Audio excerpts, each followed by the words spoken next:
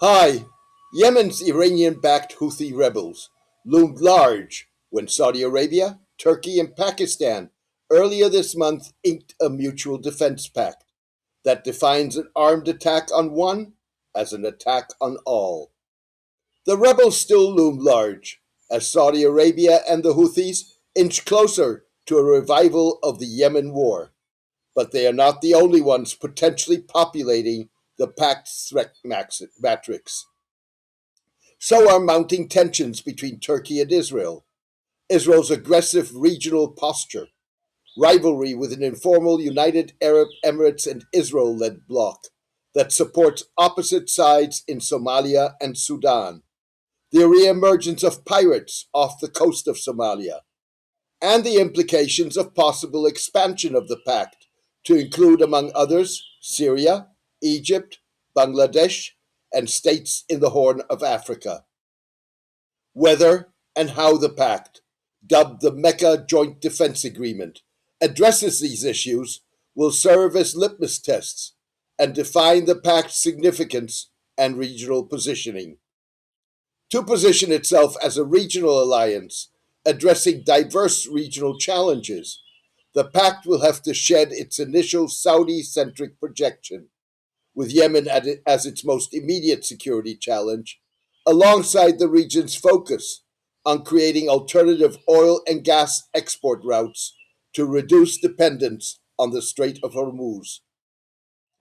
Israel's more assertive preemptive defense doctrine, adopted in the wake of Hamas's October 7, 2023 attack, makes the Jewish state and a possible Israel Turkish military clash a potential facilitator for the pact's transition.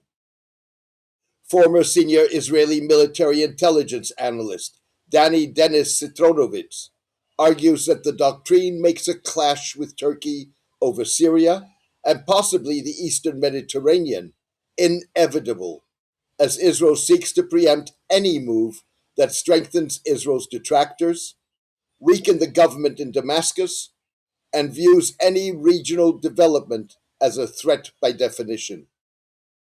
Saudi Arabia, Turkey, and Pakistan support a strong central government in Damascus that could play a role in countering Iranian influence and its support for Hezbollah, the Iranian-backed Lebanese Shiite militia, and the creation of alternative export routes that bypass the Strait of Hormuz. I suspect that some sort of clash between us and Turkey over Syria is only a matter of time, Mr. Citrinovich said. The 7th of October definitely changed the situation, not only because of Turkey's support to Hamas, but also from the change of the Israeli doctrine in a way that we are not going to wait, that enemies will have or will purchase a high end capability that will hurt us. We're going to attack them before they will have the ability to rebuild the capability, Mr. Citrinovich said. From the Israeli perspective, any development in the Middle East is first and foremost perceived as a threat to Israel. Nothing is an opportunity, everything is a threat. So when you have Pakistan, Turkey, and Saudi Arabia working together, it's against Israel. When you have visits between Egyptian President Abdel Fattah al-Sisi and Turkey's Recep Tayyip Erdogan, it's against Israel. Everything is becoming against Israel, Mr. Citrinovich added. Israel last week attacked the Abu al-Duhur airbase in Syria's northwestern Idlib province, 70 kilometers from the Turkish border, in a bid to prevent an alleged deployment of Turkish troops. Turkey intended to place radar systems and attack drones at the Syrian Air Force base under Syrian cover. The information is very solid. Turkish military forces will not be deployed on Syrian soil. We have no intention of allowing this to happen, a senior Israeli security force said. The Turkish Defense Ministry and Syrian Foreign Minister Asad al-Shibani denied that Turkey had or planned to establish a military presence on the base. Israel launched in the immediate aftermath of the December 2024 overthrow of President Bashar al-Assad hundreds of airstrikes aimed at destroying much of the Syrian military's arsenal and infrastructure, and countering Turkey's military presence in northern Syria. Israel has since occupied Syrian territory to create a buffer zone. The land grab is an addition to the Golan Heights captured in the 1967 Middle East War and since annexed by Israel. While the pact has no choice but to factor Israel-Turkish tensions into its matrix, Turkey is not looking to its Saudi and Pakistani allies to play a major role in managing the developing crisis. Instead, as an indication of the pact's limitations and its positioning as complementary to, rather than a replacement for, the Gulf's U.S. defense shield, Turkey is betting on the United States to create an effective deconfliction mechanism that ensures it does not come to blows with Israel. Officials have noted that establishing military cooperation between the pact's partners would be a time-consuming process. Under the agreement, military cooperation is planned to be developed gradually. In this context, the aim is to begin with command post and field exercises, and at later stages, conduct joint exercises involving land, naval, air defense, and unmanned systems, said Turkish Defense Ministry spokesman Rear Admiral Zeki Aktürk. Gradually developing coordination allows Saudi Arabia, Turkey, and Pakistan to delay putting the pact to the test on any number of conflicts, including the kingdom's conflict with the Houthis, a military escalation of tensions between Turkey and Israel, or renewed hostilities between Pakistan and India. Gradually developing coordination also makes it easier to expand the pact, should Saudi Arabia, Turkey, and Pakistan decide to do so. The potential expansion of the tripartite pact would significantly impact the alliance's regional positioning, depending on who is in and who is out. It could also impact the rivalry between differing regional schools of strategic thought. Except for Israel, which is excluded as long as it rejects Palestinian statehood and maintains its military emasculation defense doctrine, potential new members run the gamut. Several countries, including Bangladesh, Syria, and Egypt, are mulling joining the pact. Bangladeshi membership alongside Pakistan would cement the pact's positioning as both a Middle Eastern and South Asian defense arrangement that could put Saudi Arabia in a bind, given its trade relations and institutionalized defense cooperation with Pakistan's arch-rival, India, and increasingly strained Bangladesh-Indian relations. Revealingly, unconfirmed media reports suggest that Saudi Arabia, Turkey, and Pakistan have invited Iran to join the pact. Iran, despite Saudi Arabia and the pact's initial focus on the Houthis, sees an upside in the defense agreement, which it views as a potential first step towards reducing the U.S. military presence in the region. While it's hard to imagine Iran joining forces with countries hosting U.S. forces, certainly as long as the Iran war continues, some Iranian officials believe that Iraqi participation would more immediately serve the Islamic Republic's purpose. The officials suggest that Iraqi membership would persuade Iraq and autonomous Iraqi Kurdish authorities to crack down on Iranian Kurdish groups operating from Iraqi Kurdistan, albeit at the expense of greater Iraqi government control of pro-Iranian Iraqi militias. In doing so, Iran may be anticipating the inevitable. Pressured by the United States, Iraq is pushing the militias to disarm and integrate into the state's security forces. The government has closed unauthorized bases, launched public disarmament campaigns, and moved to choke off militia funding. In July, the United States and Saudi Arabia jointly attacked the militias in retaliation for drone and missile strikes against U.S. bases in the kingdom and Saudi energy infrastructure.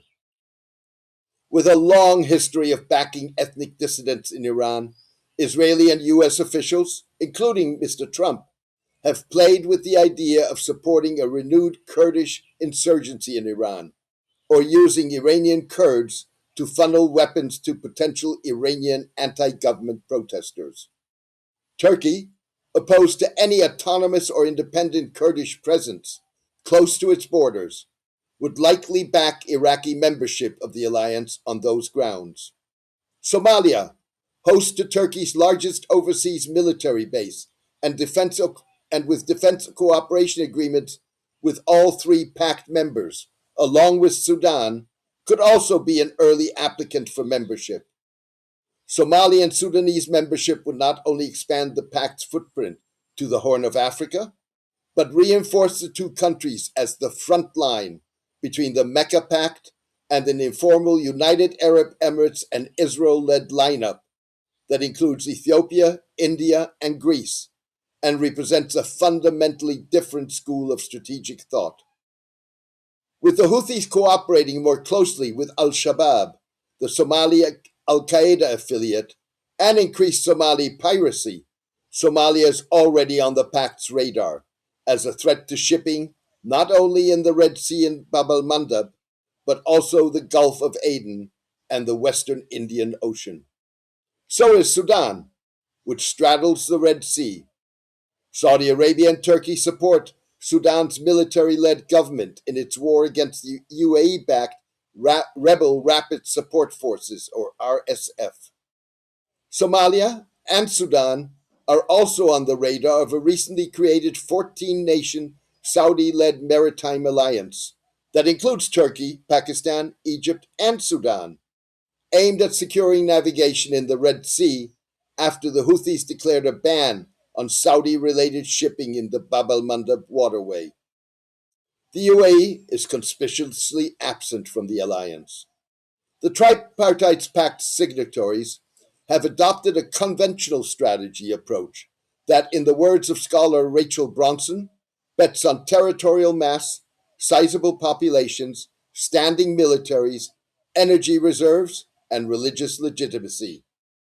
For its part, the UAE and Israel-led blocs builds on the idea that technological advances favor small, agile states that rely on technology, energy conduits, data infrastructure, and capital, rather than territory or population, Mrs. Bronson said. Moreover, the two blocs have different threat matrices, particularly regarding Iran and its non-state allies. The notion of the Islamic Republic joining the Mecca Agreement at some point in the distant future being discussed reflects Saudi, Turkish, and Pakistani perceptions of Iran as one of multiple threats, particularly if it ultimately emerges weakened from the war. By contrast, the UAE sees Iran as more than a military threat that needs to be contained. Like Israel, the UAE views Islamic Iran as an existential threat that hangs like a sword of Damocles above its economic model as a regional, if not global, financial, logistics, technology, tourism, and travel hub. The Gulf has become the arena where that argument will be settled, not in a seminar room, but in rail lines, defense pacts, and the supporting infrastructure that will carry the region's energy and trade for a generation, Mrs. Bronson said. Somalia, together with Sudan and Iran, is where the rival blocs come face to face. While the pact signatories back the Somali federal government, the UAE and Israel support the breakaway Republic of Somaliland. In addition, the UAE is invested in Puntland, a Somali state demanding greater autonomy. Israel last December recognized Somaliland, the first United Nations member to do so since the territory declared independence 35 years ago. The UAE reportedly facilitated the recognition. Somaliland has denied reports that Israel has established a military base in the country. It said Israel was training Somaliland police and military personnel. Somaliland has refrained from commenting on media reports of an Israeli intelligence presence.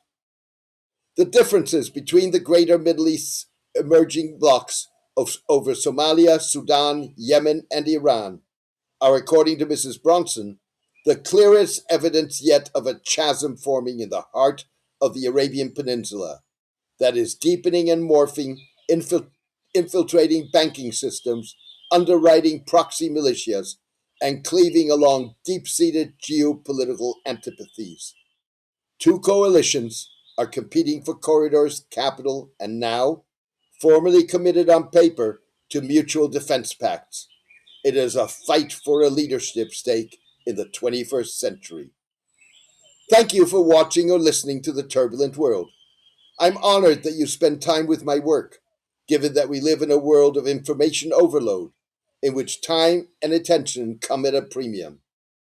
The Turbulent World offers in-depth, independent, evidence-based, and original geopolitical analysis of the Middle East, the Muslim world, and the rise of civilizational leaders that goes beyond what mainstream media offer. Paid subscribers make the Turbulent World possible. They have full access to all postings, podcasts, and videos, as well as the newsletter's multi-year archive. They can post comments and get one-on-one briefings on demand. Please consider becoming a paid subscriber. This is as good a time as any to subscribe.